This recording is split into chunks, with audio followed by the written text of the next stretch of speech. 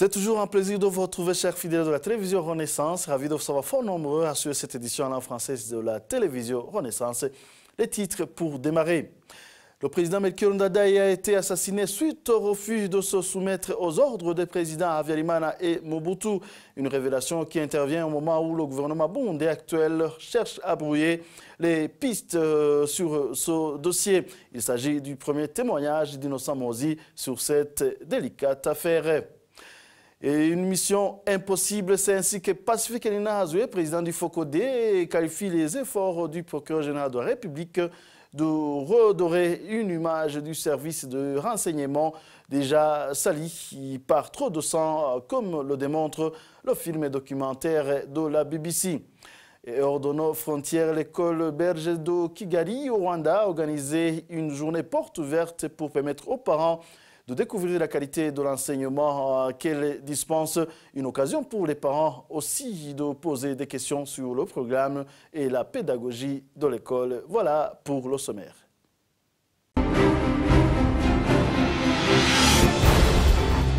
Encore une fois, bienvenue. Je vous le disais tantôt, le procureur général de la République n'est autre qu'un simple relationniste public du gouvernement. Le constant est de Pacifique Nina Hazoué pour le président du Forum pour la conscience et le développement. Sylvestre Nyandwi cherche juste à donner une bonne image d'un pouvoir déjà fortement entaché. Pacifique Nina Hazoué réagit aux récentes accusations du procureur qui le qualifie de complice dans la production du film documentaire de la BBC qui montre des sites secrets de détention, de torture et de meurtre d'opposants. En écoutant la déclaration de Sylvestre Nyandwi, la seule question qui m'est passée par la tête, c'était: est-ce que réellement le Burundi a un procureur général de la République? Les crimes qui sont évoqués dans le documentaire de la BBC sont des crimes extrêmement graves. On évoque des cas de cachot secret par lesquels passent des citoyens qui sont parfois assassinés et d'autres qui finissent dans des disparitions. Ce sont des crimes extrêmement graves, des crimes contre l'humanité qui devraient plutôt interpeller et la conscience et la responsabilité d'un procureur général de la République. Aujourd'hui, il devrait avant tout communiquer sur son rapport, sur ses enquêtes, les enquêtes qu'il a menées sur ces crimes extrêmement graves. Mais au lieu de cela, voilà le procureur général de la République qui communique pour la deuxième fois, juste pour justifier encore le service national de renseignement qui est cité dans ces crimes extrêmement graves. On se demande dans quel monde on se trouve. Donc on est dans une situation où le procureur général de la République ne s'intéresse pas à la vie des gens, où le procureur général de la République n'est pas intéressé par les cris des orphelins qui demandent où se trouvait leur père, les cris des mamans qui demandent où se trouvaient leurs enfants, mais lui, il n'entend que les cris et la colère du service national de renseignement et de Pierre Nkurunziza, dont le régime est justement entaché par des crimes contre l'humanité. Aujourd'hui, nous voudrions entendre un procureur général de la République sur les 100 dossiers de disparition forcée, par exemple, que la campagne Ndondeza a déjà documenté. Mais on a l'impression que c'est un procureur général de la République qui ne voit rien, qui n'entend rien. De mon côté, il m'accuse par exemple d'avoir aidé une radio à être en contact avec des citoyens qui disaient qu'ils avaient des informations à fournir. Quel genre d'infraction j'ai commis dans cette situation? Est-ce que le code pénal du Burundi dit que lorsqu'on aide des journalistes à être en contact avec des gens qui ont une information à donner, que cela peut constituer une infraction? Le traitement de l'information par une radio ne me concerne pas. Ça concerne des journalistes. La BBC, c'est une radio professionnelle qui a une longue expérience. Dans cette situation, moi, je n'ai rien à voir avec le traitement qu'ils donnent à une information qu'ils reçoivent. Et ça, c'est de leur responsabilité. Ça ne me concerne pas. Plutôt, ce qui me concerne, c'est le sujet que ce documentaire a soulevé. Je rappelle ici que la campagne Ndondeza avait déjà évoqué la maison de Kinindo dans le cadre d'une enquête sur la disparition forcée des frères jumeaux Bukuru Chabani et Boutoyi Chabani. Alors, je ne comprends pas que le procureur général de la République ne s'est jamais intéressé à ce dossier, mais qu'il soit intéressé juste par cette volonté d'aider le service national de renseignement à redorer son blason, alors qu'il est gravement terni par tellement de crimes de sang. Page justice, c'est toujours le Conseil supérieur de la magistrature s'est tenu à la fin de la semaine dernière sous la présidence de Pierre Nkurunziza et président du dit Conseil. Selon le secrétaire permanent de ce Conseil, Mme Monique Naïmana, ce Conseil a conclu sur la nomination à titre définitif de 54 magistrats, dont 31 des juridictions supérieures et 23 des juridictions de base, mais aussi l'analyse des différents recours des magistrats en matière de mutation suivie. Premier point concerné l'analyse des propositions de révocation de certains magistrats condamnés pénalement et de façon définitive. Le deuxième point concernait les propositions de nomination à titre définitif de 54 magistrats, dont 31 des juridictions supérieures et 23 des juridictions de base. Quant au troisième point, le Conseil a analysé les différents recours des magistrats en matière de notation. Concernant les divers, le Conseil a d'abord félicité le corps de la magistrature sur le pas franchi dans l'exécution de ses missions et l'a ensuite encouragé de continuer dans la même lancée. Néanmoins, il a été observé quelques défaillances chez certains magistrats. Le Conseil a alors interpellé les responsables d'agir contre ces derniers. Ainsi, l'autorité doit être assumée et assurée sans faille. Le Conseil a également rappelé que les dossiers judiciaires à charge des magistrats doivent être instruits et clôturés dans les meilleurs délais. Le Conseil a enfin recommandé l'amélioration de la gestion du fonds de la solidarité des cadres judiciaires en faisant une étude approfondie pour l'intérêt supérieur de ses membres. Il a aussi encouragé tout le personnel du ministère de la Justice et de la Protection civique d'adhérer à ce fonds et aux membres de revoir à la hausse leurs cotisations afin de pouvoir s'entraider et rendre leur vie meilleure. Le Conseil a clôturé ses activités en présentant aux magistrats les meilleurs vœux de plein de succès dans leur noble mission. Le journal poursuit, je vous le disais dans les titres, de nouvelles révélations dans l'assassinat du président Melchior Ndadaye. Aujourd'hui, la télévision Renaissance vous parlera d'un fait totalement inconnu du grand public et pourtant combien incontournable dans le dossier. C'est le fait d'avoir refusé d'être parrainé par le président Habyarimana sur le plan international. Un refus qui n'a pas été bien accueilli par Habyarimana et Mobutu à l'époque. C'est ce qui principalement est à l'origine de l'assassinat du président Melchior Ndadaye. C'est le témoignage d'Innocent Mozi, journaliste, et qui précise que Melchior Ndadaye avait l'offre de Habyarimana lors d'une réunion qui s'est tenue en Ngozi entre les deux chefs d'État. Suivez Innocent Mozi.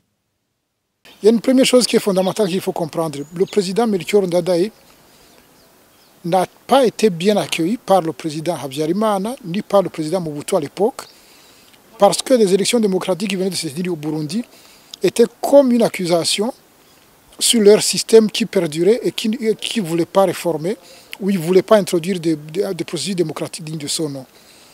Ça, c'est un premier aspect. Le deuxième aspect, le président Habyarimana voulait parrainer le président Ndadaye. Ndadaye n'acceptait pas ce parrainage parce qu'il disait pourquoi je serais parrainé par un autre chef d'État quand moi-même je suis un chef d'État. Il ne faut pas oublier qu'il y a eu une réunion assez houleuse qui s'est tenue en septembre à Ngozi entre le président Habyarimana et le président Ndadaye, où le président Habyarimana avait proposé à Ndadaye de le parrainer sur le plan international. Et il lui avait même reproché d'avoir fait une première visite qu'il n'a pas fait au président Mitterrand, dit-il. Et le président Ndadaye disait, mais pourquoi je devrais réserver spécialement une première visite à M. Mitterrand? Je le rencontrerai à Bruxelles parce qu'il y avait une réunion là-bas, ou à l'île Maurice, lors du sommet de la francophonie. Alors, il y a ces aspects-là qui sont des aspects extrêmement importants, mais que les gens ont tendance soit à ignorer, soit ignorent, et se focalisent une tendance à vouloir instrumentaliser la mort de Ndadaye pour désigner les coupables automatiquement en disant ce sont les officiers supérieurs Tutsi de l'époque, de l'ancienne armée, ce sont les anciens responsables du pays de cette époque-là. Il est fondamental de comprendre qu'il y avait des divergences extrêmement importantes entre le président Habyarimana et le président Ndadaye, entre le président Mobutu et le président Ndadaye, qui n'était pas, lui, venu au pouvoir par les mêmes processus que ces deux autres-là, et qui refusaient leur parrainage, et qui surtout ne voulaient pas de relations particulières avec le Rwanda, comme le suggérait le président Habyarimana et comme le suggéraient certains autres, d'ailleurs, hauts responsables du parti Frodebo à l'époque. Ndadaye avait une indépendance d'esprit, c'était un homme sans complexe, qui était bien dans sa tête et dans sa peau, et qui n'acceptait pas certaines manœuvres comme celle-là. Lors de cette réunion de septembre à Ngozi, qui avait réuni le président Habyarimana et Ndadaye, à la sortie de cette réunion, le ministre de la Sécurité de l'époque, Casimir Bizimungu, a menacé de manière pratiquement directe en disant à certaines personnes qui étaient là, votre président, ce que vient de faire votre président, il va le payer cher. Il y a des gens qui sont encore vivants aujourd'hui qui ont bien entendu cela. Donc et ça, c'est un mois avant l'assassinat du président Ndadaye. Il s'est passé beaucoup d'autres choses qui soulèvent des grosses interrogations, mais on en reparlera peut-être à une autre occasion. Mais c'est fondamental de comprendre ce contexte d'abord à l'époque. Il ne faut pas oublier aussi qu'il y avait des réformes assez radicales et ethnisantes qui étaient engagées par le parti Frodebo à ce moment-là, mais que le président Ndadaye venait de stopper net en disant on arrête tout ça et on regarde les choses un peu plus en profondeur au lieu de créer des tensions comme celles qui étaient dans le pays. Donc c'est fondamental à mon avis de commencer par comprendre ces éléments. Mais il y a des éléments encore plus importants autour de l'assassinat du président Ndadaye qu'on pourra voir peut-être par la suite. Dans nos prochaines éditions, la télé Renaissance vous fera part d'autres dessous dans le dossier de l'assassinat du président Melchior Ndadaye. Et dans le cadre du magazine Au cœur de la société, produit et réalisé en synergie par les médias Radio Publique Africaine, RPA, Radio Inzamba et la télévision Renaissance, nous revenons sur la mesure prise par l'administrateur de la commune Muyinga dans son communiqué expliquant qu'elle était prise dans le but de préserver les mœurs. Dans ce communiqué, on lit le souci de l'administration afin de lutter contre les grossesses non désirées qui sont devenues monnaie courante dans la commune Muyinga. Parmi ces mesures prises par Philippe Ngeramihigo, il interdit ici, entre autres, aux élèves en pleine nature de se balader avec les garçons au-delà de 18 heures, de porter des mini-jupes et de fréquenter des boîtes de nuit. Philippe Ngeramihigo poursuit dans son communiqué que les jeunes filles qui passeront outre ces mesures seront sanctionnées par l'administration. Ce communiqué a suscité quelques interventions. Pour Maître Janvier Bigirimana, l'un des défenseurs des droits de l'homme, cette mesure est une fuite en avant. L'administration aurait dû concerter les parents, sinon la jeunesse risque de se sentir menacée. Je propose de le suivre. Nous constatons malheureusement que cette décision est une décision qui risque d'empiéter gravement sur les droits des citoyens, qui risque de violer même la Constitution de la République du Burundi, parce que apparemment, même si cela n'a pas été précisé dans la décision, l'administrateur pourrait aller jusqu'à prendre des sanctions pénales, alors que la création des infractions, mais aussi des peines irrelatives, est de la compétence exclusive du Parlement. Parce qu'aujourd'hui, on pourrait constater que les autorités des fois s'amusent à créer ou à emprisonner des gens sans qu'il y ait aucune base légale, et notamment sans tenir compte du contenu du code pénal burundais. Et avant de clore cette édition, samedi de la semaine écoulée, l'école belge de Kigali a organisé une journée porte ouverte afin de permettre aux parents de découvrir la qualité de l'enseignement qu'elle dispense. La direction a donné à toute personne intéressée l'opportunité de visiter les salles de classe modernes, un laboratoire bien équipé et d'autres équipements didactiques modernes. C'était aussi une occasion pour les parents de poser des questions aux professeurs sur le programme et sur la pédagogie de l'école. Plus de précisions avec Thierry Bigilindavi. L'école belge a quitté l'année passée ses locaux situés au centre-ville, dans le quartier général de Nyarugenge, pour déménager dans de nouveaux locaux Sizagisozi, dans le district de Gasabo. Cette relocalisation n'a pas affecté d'aucune manière les activités de cette école, mais plutôt la direction en a profité pour se procurer des infrastructures modernes. Entre-temps, l'école a organisé une journée portes ouvertes ce samedi 16 février pour que les parents puissent visiter leur salle de classe moderne, un laboratoire de recherche bien équipé, une bibliothèque de l'école pleine de livres et autres outils pédagogiques modernes. La directrice Maïté Gillet, dans son discours de circonstance, explique ce qui les a poussés à organiser cette journée. Aujourd'hui, nous organisons nos deuxièmes portes ouvertes. Donc, nous avions organisé un premier événement l'année passée au mois de mars, puisque nous venions d'acheter les nouveaux bâtiments ici où nous nous trouvons. Et donc, ça permettait aux parents de pouvoir venir voir la nouvelle école et là où leurs enfants allaient être scolarisés à partir du mois de septembre. Là, aujourd'hui, c'est vraiment l'occasion plutôt pour les nouveaux parents qui sont en recherche d'une école, ont l'occasion aujourd'hui de pouvoir découvrir notre école, de pouvoir visiter les classes, de pouvoir poser des questions aux professeurs sur le programme, sur notre pédagogie, sur la manière dont on donne cours. Et puis voilà, c'est leur donner envie de venir inscrire leurs enfants à l'école belge, qui est quand même une école avec une très belle réputation, qui existe depuis 55 ans maintenant sur le sol rwandais. Là, nous suivons le programme de la Fédération Wallonie-Bruxelles, donc de Belgique. Nos diplômes sont tout à fait homologués. Donc les enfants qui sortent de 6e secondaire ont un diplôme qui leur permet de pouvoir accéder à quasiment n'importe quelle université dans le monde. Pour ce qui est de la qualité de l'enseignement, la directrice rassure les parents. Elle n'est plus approuvée. Notre enseignement est vraiment un enseignement de qualité. Nous avons beaucoup de professeurs qui viennent de Belgique pour enseigner ici. L'enseignement belge est un enseignement qui a déjà fait ses preuves. La plupart aussi de nos élèves sortent d'ici bilingues français-anglais. Donc ça, c'est une bonne chose aussi.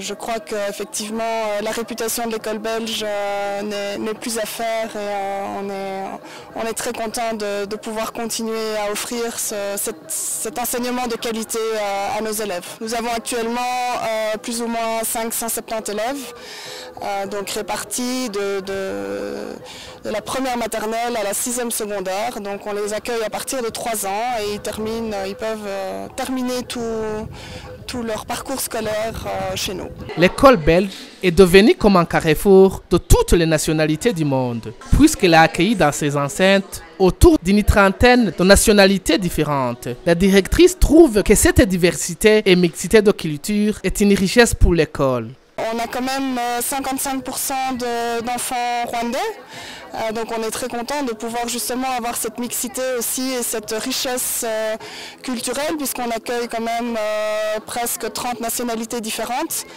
des Rwandais, des Belges, des Français, des Américains, des Burundais, un peu toutes les nationalités, et je pense que c'est ça aussi qui fait la richesse de notre école, de par la diversité des cultures et la mixité qu'on peut avoir au sein de nos classes. Cette école d'excellence relève de l'Association des écoles belges à l'étranger. Elles ont comme devise l'équité, l'émancipation, la tolérance et la coopération. Merci à Thierry Vigilindavi. Et voilà, c'est ce qui prend fait cette édition. Merci à vous de nous avoir tenu compagnie. À la prochaine.